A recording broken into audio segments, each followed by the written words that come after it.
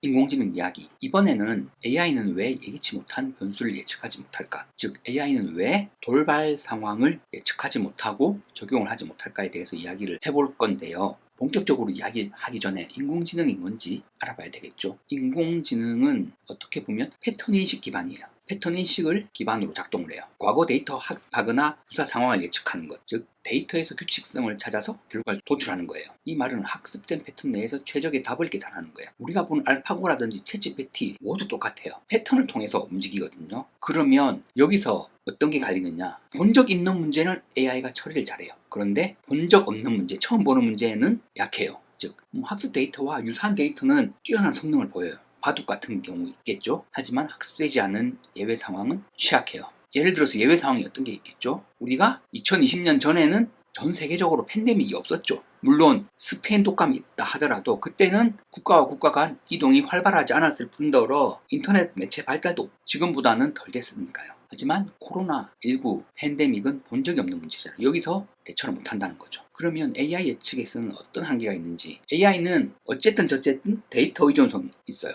데이터가 없으면 안 돌아가요. 즉 그 데이터 안에서만 사고 가능해요. 스스로 생각하지 못하기 때문에. 그래서 AI가 학습하는 거는 데이터의 범위를 벗어나지 못해요. 챗GPT도 마찬가지고 다 마찬가지잖아요. 데이터가 없으면 못하기 때문에.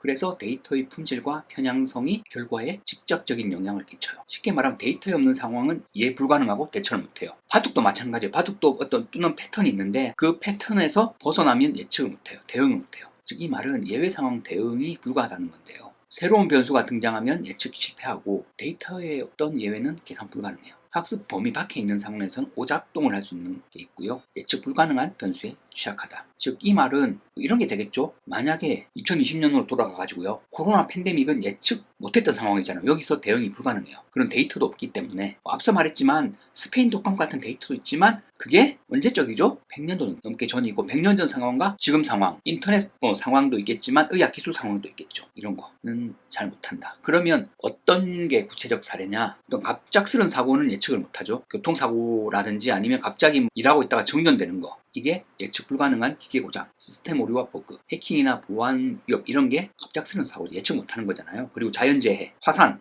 폭발 같은 경우 폭발을 할 위험이 있는 화산이다. 그런데 언제 폭발할지는 예측을 못해요. 이런 거. 그리고 인간 감정 변화라든지 이런 부분이 예측을 할 수가 없어요. 그래서 제가 한번 비유를 해보죠. 어떻게 보면 바둑과 현실 차이는 여러 가지 차이가 있겠지만 바둑은 딱 하나잖아요. 목표가 이기는 거, 상대를 이기는 건데 현실 세계는 조금 다르거든요. 어떻게 협동을 하고 협력을 하고 그리고 이 문제를 어떻게 협력해서 풀어나갈지 이런 부분도 있기 때문에 한계가 있는 거예요.